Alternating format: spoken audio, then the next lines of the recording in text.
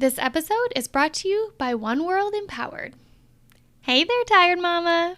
Do you wish you could push a reset button on your energy? Like, do you want to keep up with those Energizer bunnies that are running around you all day? I know. I feel ya. Coffee can only do so much. Well, don't you worry. I've got you covered.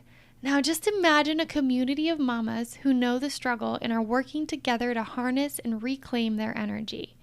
We're talking about a true community of mamas who get it. Daily practices to jumpstart your days, accountability partners, group coaching calls to ground and recenter you throughout the 28 days. Does this sound like the exact dose of medicine you need in order to feel 100% again? If so, this program is exactly what you need if you want to be more present with your kiddos, if you think a new routine will help you maximize your time and you enjoy having an accountability partner to help you with developing that new routine and those new habits, if you'd like to increase your patience and energy all while reducing your stress and anxiety, and if you think it would be amazing to have an understanding community of mamas who get it and are on the same path towards healing. Mama, today is the day you choose you and level up.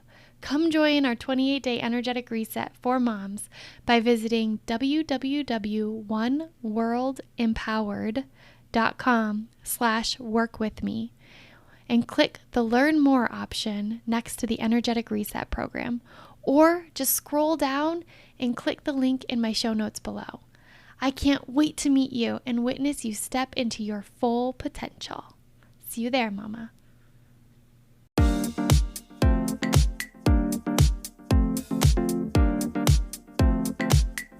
You're listening to the Empowered to Heal podcast. I'm your host, Dena T, and I'm so excited to take you on a journey through stories of everyday experts as we share the ways we've harnessed the power inside us to improve the quality of our lives and the health of our minds. We're so excited to have you here with us and hope you feel inspired and empowered to heal.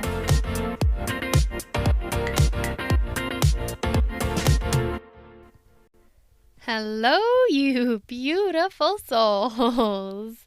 Today is a day that we are going to do an interview, and we're going to interview a childhood friend of mine named Courtney Sheber, and she's somebody that I felt called to invite into talking about the topic of anxiety.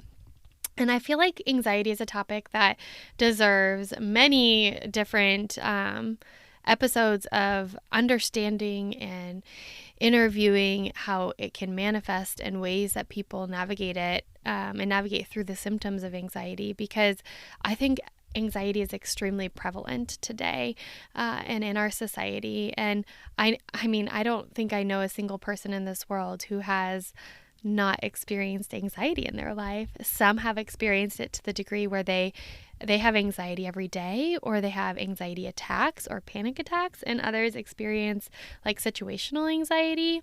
Others can experience anxiety related to past traumas or big things they've gone through in their life. And I really just want to create a space to honor the power of anxiety, what it can look like, how it manifests differently for every single human being, and what are some things that we can do to move through anxiety, to acknowledge and understand what it is when it's happening within us, and take space to move our emotions through that moment of being overwhelmed or overcome with anxiety. And there's so many different ways that we can do this.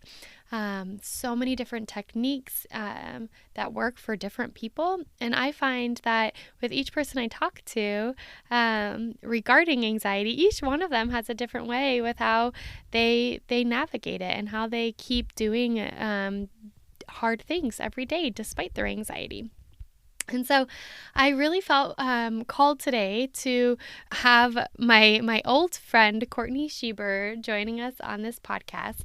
And Courtney is a beautiful soul who has navigated transitioning from the corporate world and working a really fast-paced, high-intensity kind of job into a space where she felt called to listen to her body and honor the things that feel good for her and help her move through big emotions and help her live in a state of peace and harmony. And what she found as a modality to move through her anxiety was yoga. Courtney is a 500-hour certified yoga instructor who manages a yoga studio and teaches and has her own courses, and has been kind of like a representative in the yoga world in the area in which I live in Arizona. And she has found ways to use the practice of yoga in a manner to regulate her body and reduce her symptoms of anxiety and live in a way that she feels is bringing her peace and allowing her to navigate through her days in a state of joy rather than in a state of just like surviving. And so I'm really excited to introduce you to her today and for you to hear a little bit about her journey and practice a little bit with us around the power of yoga and what yoga really means. And she's going to, at the end of our episode, she's going to talk us through a little exercise of stretching and breathing to practice yoga. And she's going to share some tidbits on how we can tap into this state of being and this state of practice for our bodies every single day. And so without further ado, I bring you Courtney Sheber. Hi there, Courtney Sheber. Thank you so much for joining us on the Empower to Heal podcast. Hi, thank you so much for having me. I'm excited to be here. I feel so excited to have you on here. As I think about our journey together, man, we were friends back in it was our childhood, like middle school. Yeah, way back to middle school, which is so fun to reconnect. It is. I laugh a little because I think of my friendships from that time of life, and a few of them have like maintained really strong to now, but the majority of them, you become like acquaintances on social media. And I think that's kind of how social media works these days, as it connects you from people from your past, but you're not always like friends. You just feel like acquaintances following each other's lives, like silently and creepily in the background sometimes. It's so true, but it kind of is such a great tool to stay connected, even if you're not keeping in touch necessarily, but just inspiration wise or sharing tips, having kids, all the things.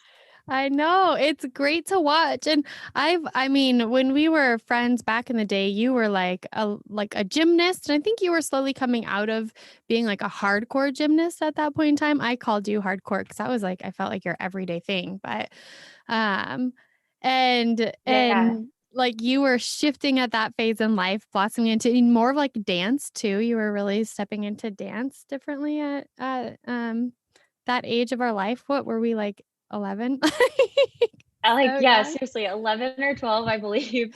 Yeah, I was still pretty intense in gymnastics at that time. And then a couple years later, I kind of backed off of that. And yeah, I mean, dance was always my love. And I actually majored in that in college, dance and Mm. business. So yeah. Oh, I hope we can talk more about that today too. As I was gearing up around this podcast and thinking through all the ways in which we heal in our journeys, and it's almost like synchronicity, but you were sharing so much on social media, like little tidbits on social media about um, the practice of yoga, which you're a yoga teacher now, and how that's like transformed your life and kind of slowed down the way in which you live life, intentionally, and connecting to ways to ground yourself and move through big emotions. And when I think back into the like 11 and 12, I know even back then you struggled with some anxiety, and as did I. um, but Mhm. you weren't shy about it back then either. And I've been so inspired by observing your journey of being transparent and in the emotions that you do have, which I think normalizes it for the rest of the world, but also how like completely immersed and active you have been in um, doing something in your life that you found healing, and doing that to the degree that it becomes a part of your identity and who you are and how you live. And so I'm so excited to learn more about that journey with you here today. Yeah, thank you, Dina. It certainly has been a journey.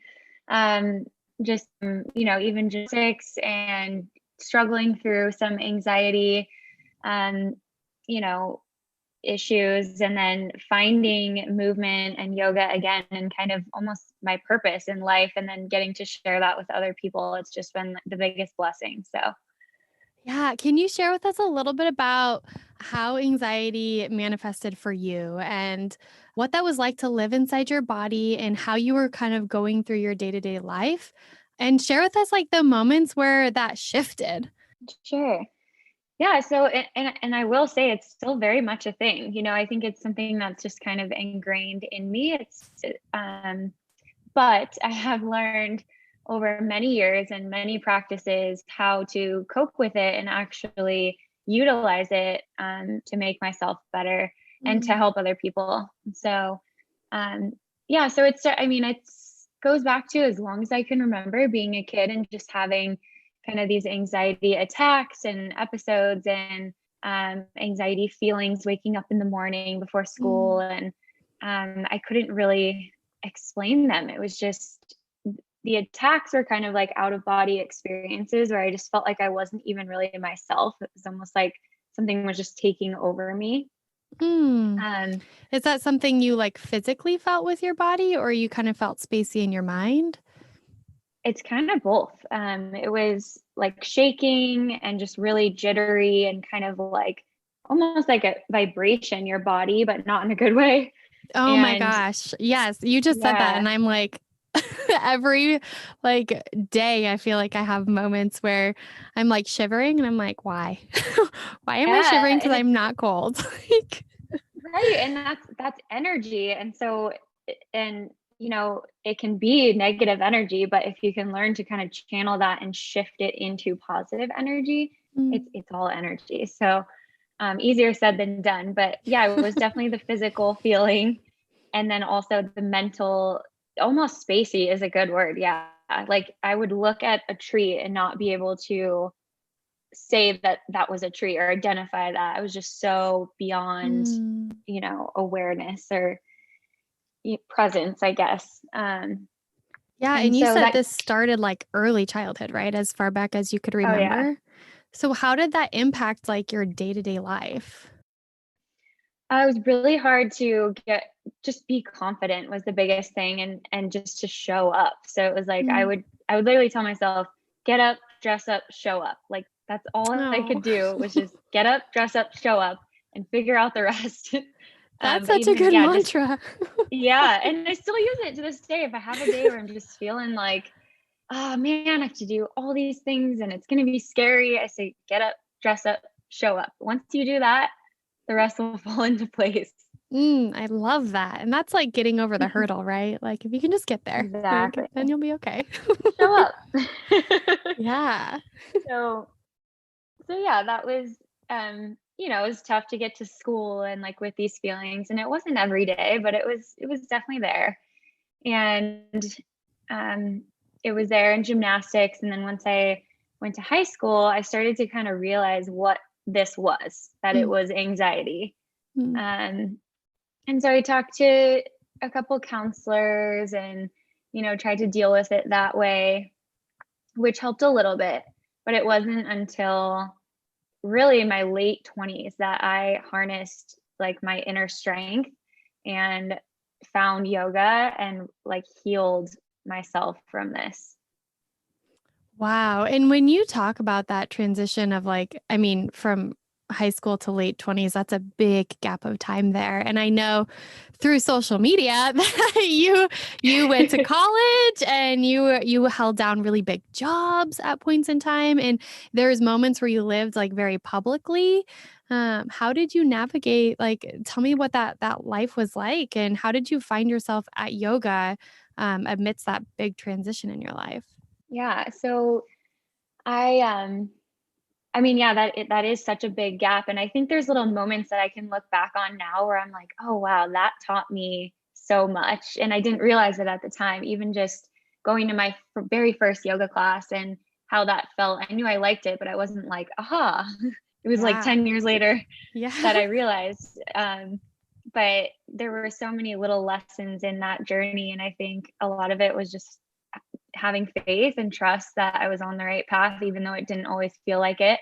Mm. Um, but I can confidently look back now and see that every job that I struggled through with anxiety and every hurdle I took like led me exactly to where I am right now. And it just feels so right. Mm.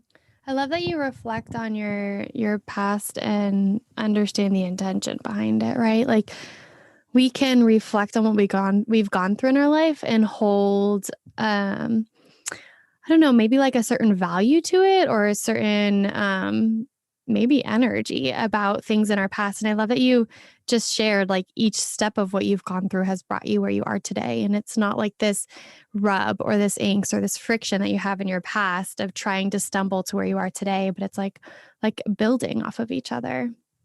Totally. It is like building blocks and sometimes you fall, but you get back up and you get on that path that's Mm. meant for you. And that's So like a strong mindset. So I point that out because in the realm of work that I work in, that mindset is not something that is easy to develop.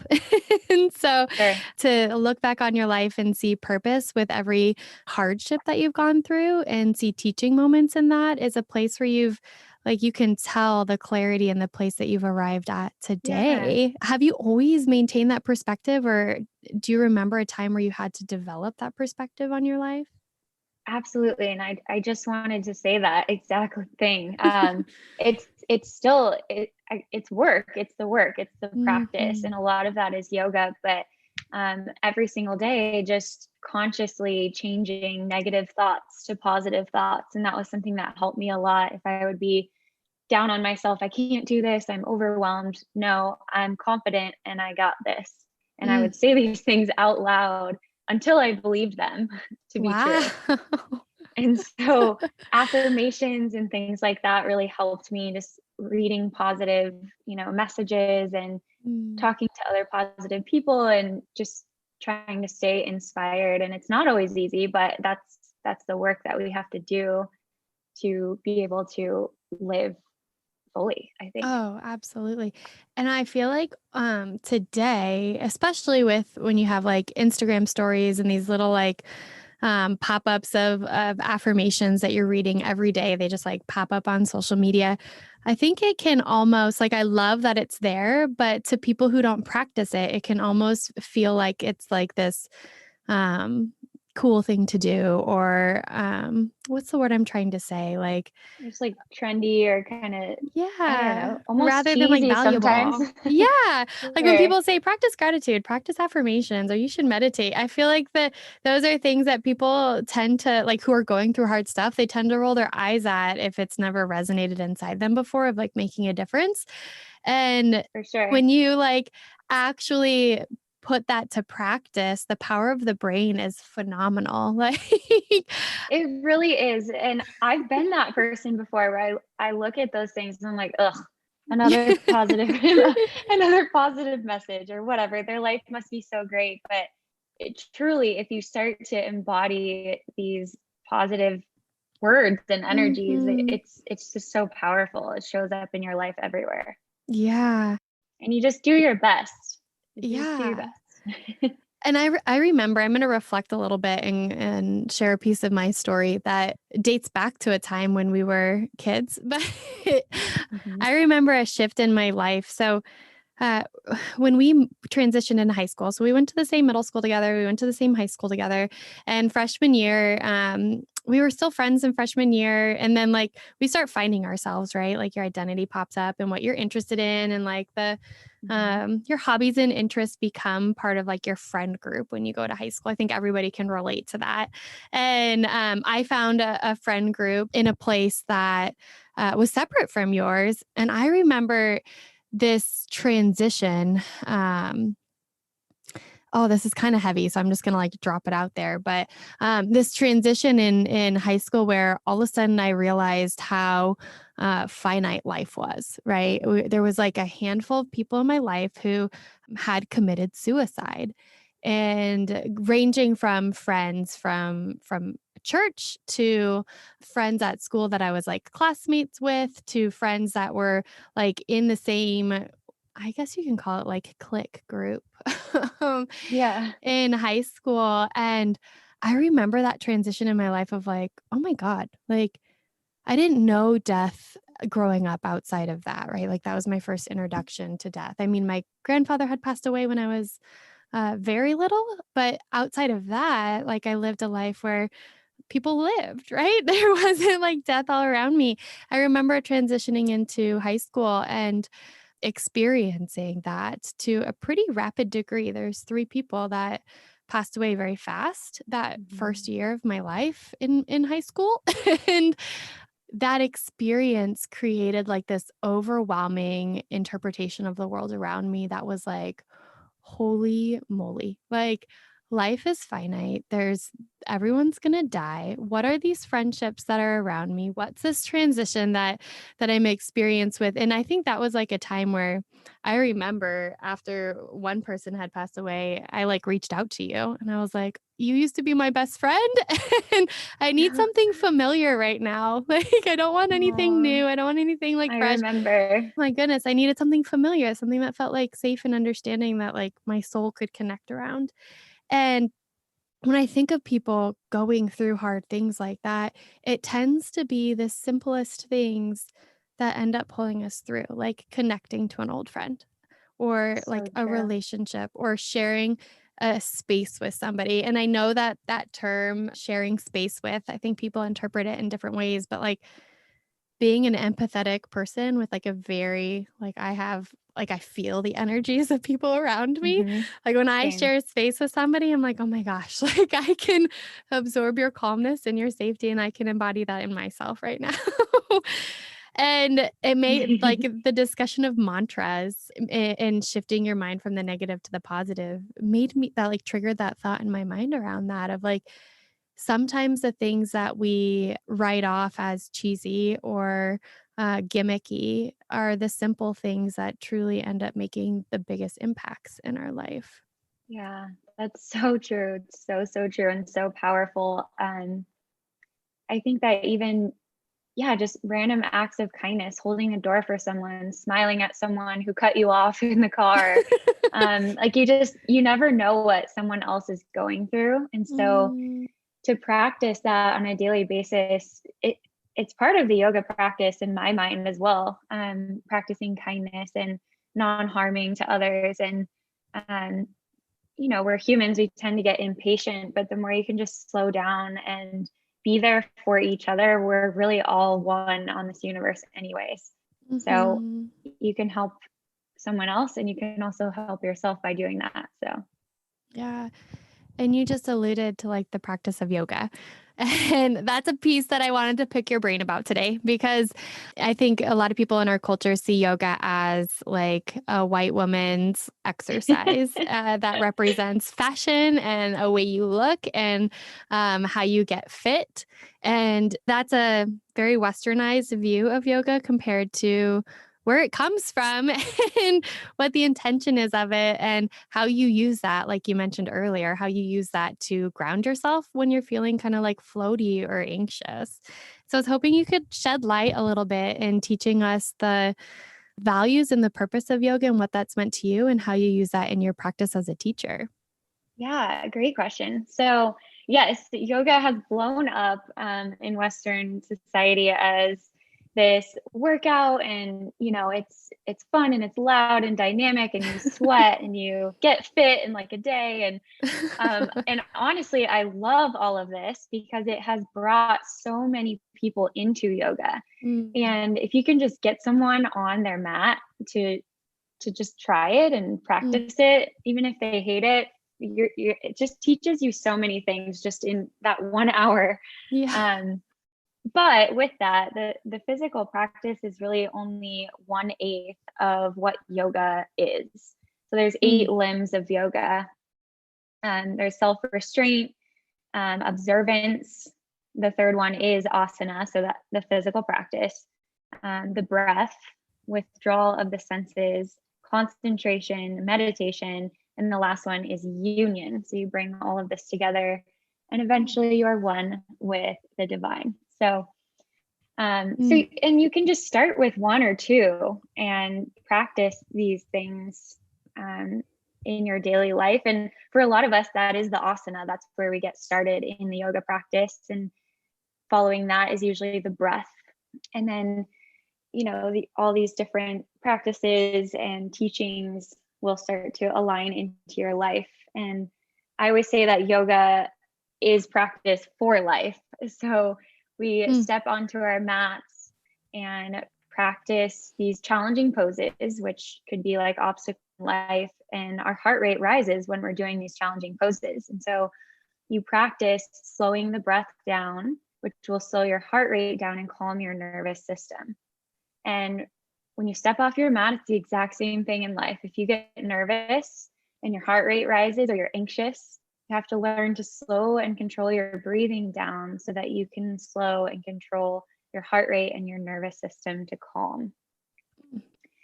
So that's kind of my view of, just the embodiment of yoga on a daily basis and what I try to teach others from that. And I'm always a student. I'm still learning as much as I can every single day and practicing. But I think that's what yoga means to me, at least. I think that's such a beautiful rendition of an outline of how we want to go through life, right? Like I come from working in the public mental health system with children who are regularly in crisis and they live in a state of fight, flight, freeze. And that's how they experience the world around them. It's very reactive. How you just described the transition to regulating the nervous system was just so beautiful. Like the ability to do something hard and let your body have a response to that and then practice moving through it.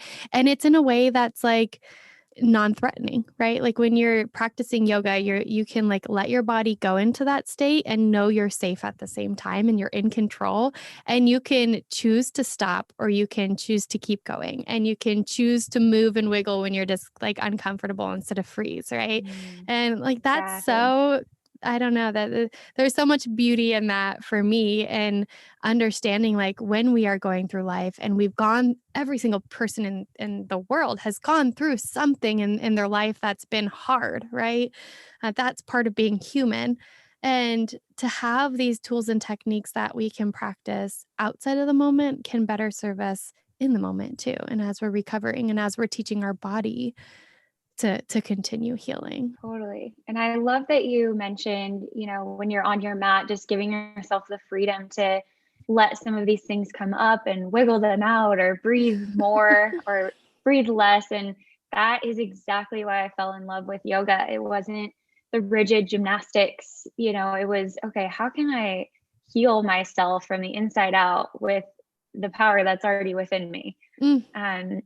And then going deeper and deeper every day. So it's like even some of these movements have and the poses have such healing aspects to them, whether that's digestion or literally opening your heart, because all of this is, the physical is connected to the energetic and to the trauma that we've been through. And so, there's very specific poses that you can work on to move Yeah. past these things.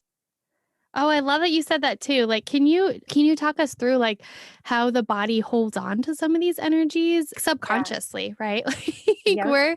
we're not aware that we house so much trauma within our body, but we do. And I love that you just mentioned like how to move through that. Yeah, we do. We hold a ton of it. And some people even believe that we hold it from our ancestors.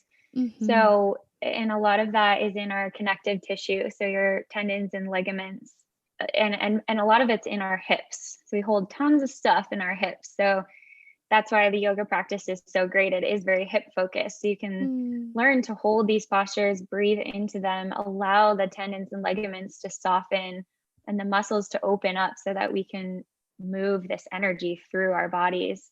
So even just to get more specific, like pigeon pose or a figure four, and just holding these postures for several breaths and just kind of seeing what comes up for you. Are you fighting it? Is it tense? Can you breathe through it? Can you hold a minute longer the next day? And just constantly, allowing yourself the time and the space to move that stuff. Yeah. I remember when I was pregnant, I did prenatal yoga.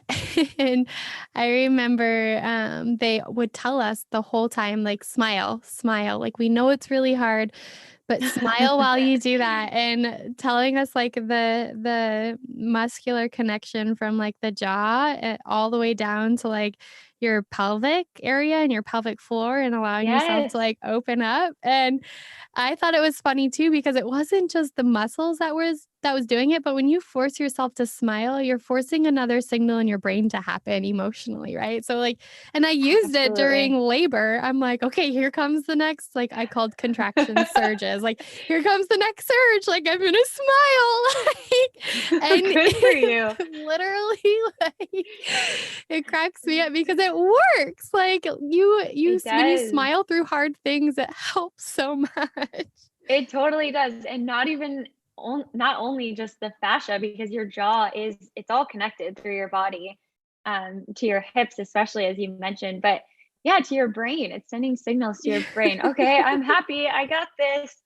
And it kind of just goes back to what I was saying. It's like sometimes you just got to fake it till you make it. Tell Yes. yourself good, positive things, smile through the pain, and just do your best until you make a stride. And then, you take two steps back and you make another stride. It's just the journey. I love that, and all of this is really, like, in my mind, all of this is, like, priming our brain and our bodies, right? If we can prime ourselves to think this way, if we can practice it, even if we're faking it, right? If we can fake it and practice it until it actually settles in with us, what will the outcome be? And I guarantee you that every single person is going to have a step in the right direction and an outcome from this, because it's strengthening our mind, right? It's like, and when we Totally. strengthen our mind, we strengthen our body, we build resilience to get through hard things. Absolutely. I couldn't agree more. Oh my goodness. I'm also sitting here giggling because I'm gonna have to do, like, a whole podcast episode on my birth of my son. But, Yes, like, you should. I would listen. it's so fascinating. I learned so much about my body through that journey, and responding to, like, cues throughout my body. And so Mm, when you're pregnant, all of a sudden, you're not just in touch with yourself, but you're in touch with this little thing growing inside you. And then you feel it moving around, and you feel it, like, elbowing you and pushing you. And all of a sudden you find out, like, oh my God, there's things that this little thing, this little baby inside my belly needs.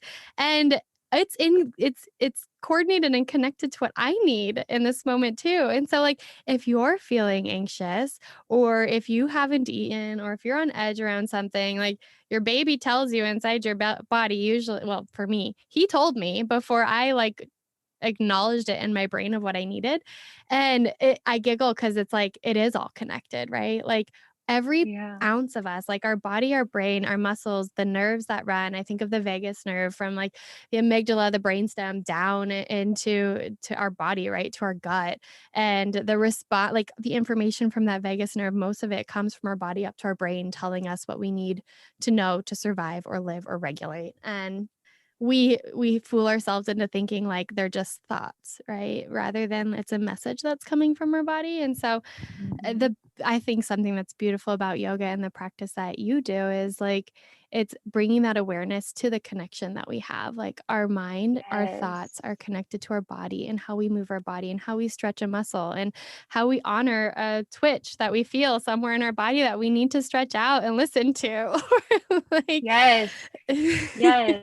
I'm so glad you brought this up because that's it's the connection to your body, like connecting your mind, body, and soul, right? That's Yes. so it's like listening to your inner voice. And even if it's not a baby inside of you, your inner voice, your true self, your authentic Yeah. self, and your Mm, gut and your intuition. And mm. it's amazing how when you can connect your mind and your body closer, like even just some days where you feel we all do that, we're too busy and we're just disconnected from ourselves. And Mhm. then you take the time to sit and just breathe, even if it's 5 minutes, you stand up and you're like, whoa, now I'm grounded in my body. I can make better decisions. I can be kinder. And your intuition and these deep rooted, tools that we have start to come out and they're more authentic, and you can live in your bliss and in Mm. your true authenticity.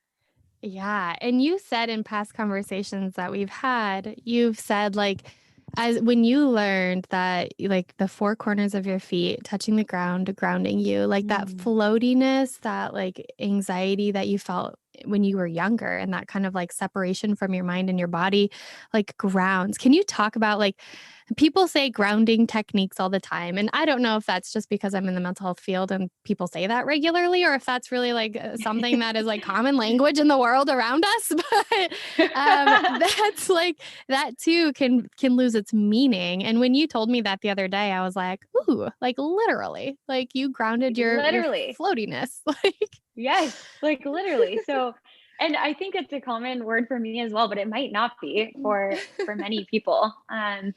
But yeah, I think it's so important. And I'm going to sound like a hippie, but I think everyone needs to take their shoes off every single day and stand in the grass and touch the mm, grass with your yes. hands or your feet and just feel the earth, like where we came from. We just sometimes get so lost in the day to day and almost some of the stuff that isn't necessarily quote important, and it might be to us at the time. But this life in this world is so much bigger than us. Mm, And so it gives you perspective when you can find the time and do the practice of grounding. And so, yeah, so, I mean, sometimes I'll just even stand there on the grass, lift my toes up, set them back down, feel all four corners of my feet root into the earth, mm. feel my kneecaps lift as I squeeze my legs, draw my belly in, lift my heart to the sky, and just feel the sunshine on my face and my shoulders soften and everything just feels amazing. Mm. Even as you It describe it, it's like feels right. painting a picture in my head, and I'm like, I need to go do that. That sounds so good. Right? Sounds so blissful. Everyone should do it once a day, just for a minute.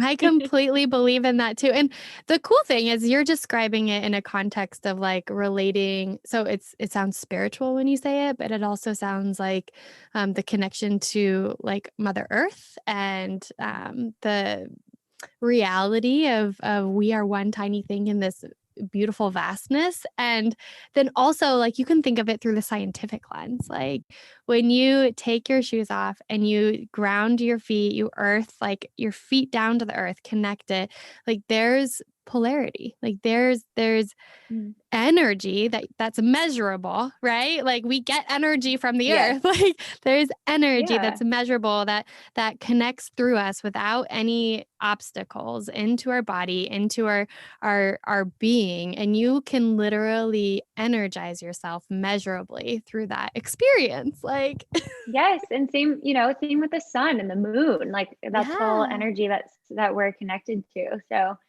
yeah. Yeah. It makes you think like we have these plugs that we plug into our wall, right? And there's like the three prongs and there's the grounding prong, right? Like there's a Yes. literal connection to energy that we want to turn on our light switch with into the earth. And then you think of like solar panels like absorbing the sun's powers and using that to turn on a light switch. And you think of like the energy we get from water and wind. And then you think of like our body is that too. Like we are an electrical being, right? Like Yeah.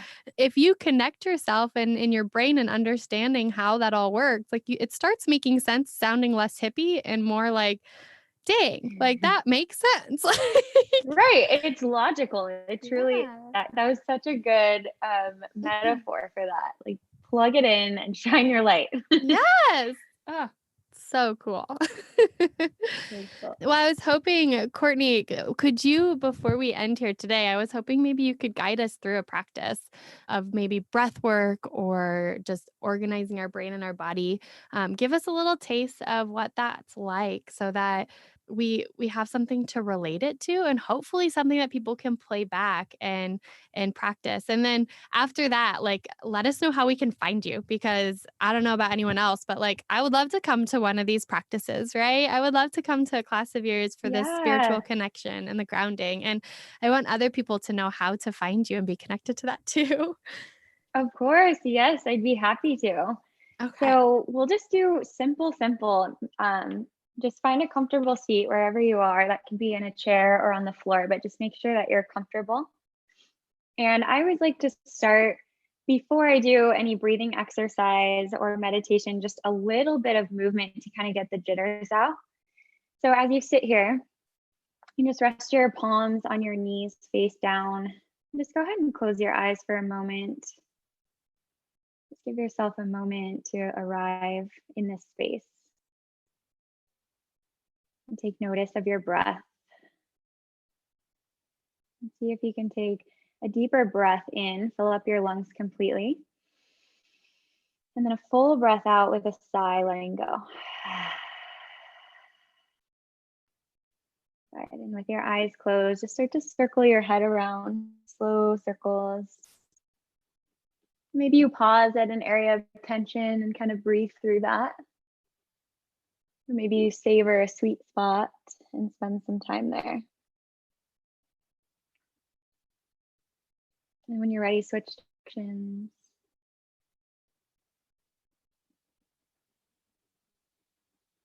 Good, and then sitting up nice and tall. You can gently flicker your eyes open. We'll bring the left hand down outside of your left hip and just reach your right arm up and over top for a side body stretch. You can visualize breathing into your right lung, your right rib cage, expanding and contracting as you breathe.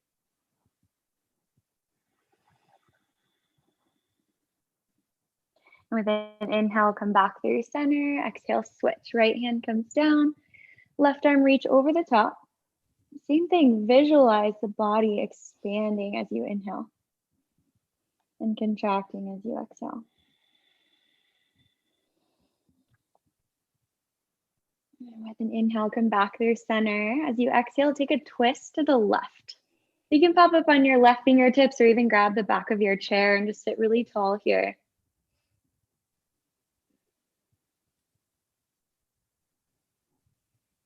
And with an inhale, come through center. Exhale, twist to the right. Lift your heart, relax your shoulders.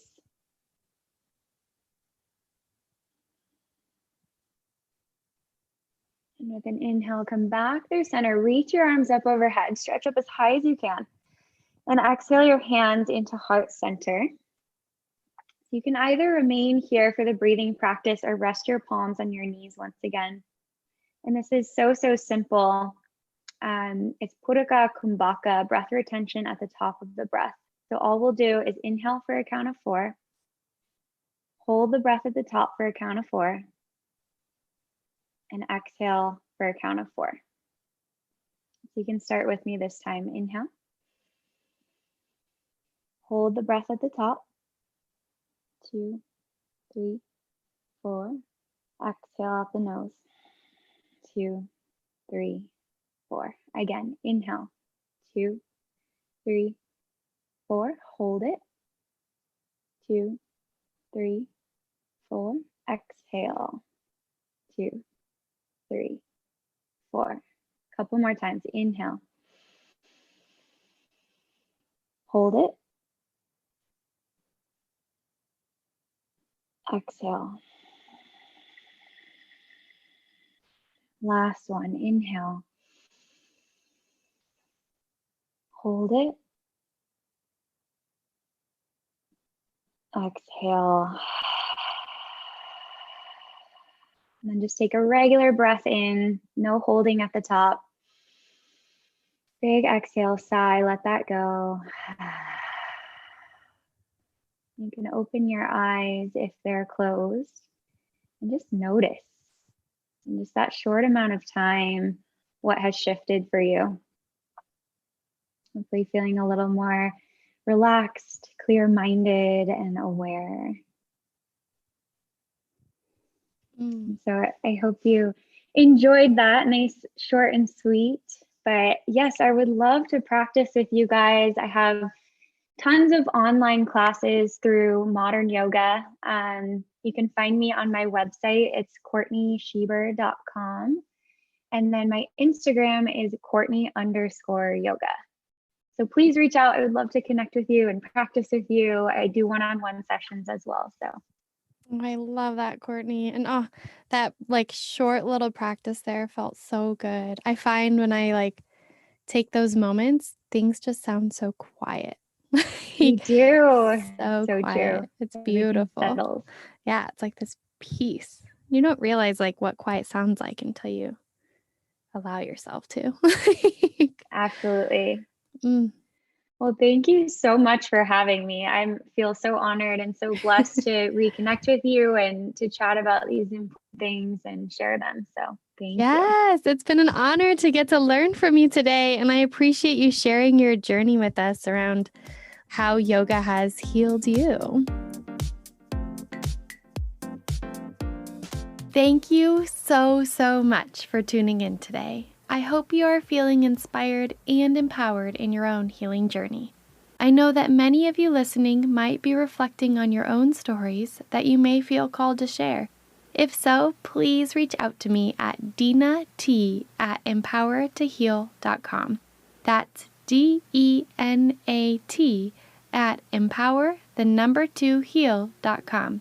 Or drop me a message through my Instagram handle at empower2heal. I would love to connect with you and learn about your journeys so that we can hopefully continue to spread these powerful life lessons on empowering ourselves to heal. My contacts will also be linked in the show notes below so that you can easily find me. We are so eager to start a movement in showcasing the many ways we can heal. And you can be part of this movement too by capturing images and tagging them #empower2heal on Instagram. We look forward to seeing all the ways that you are empowered to heal. I love you, beautiful souls, and thank you so, so much. Please be sure to subscribe, like, and review.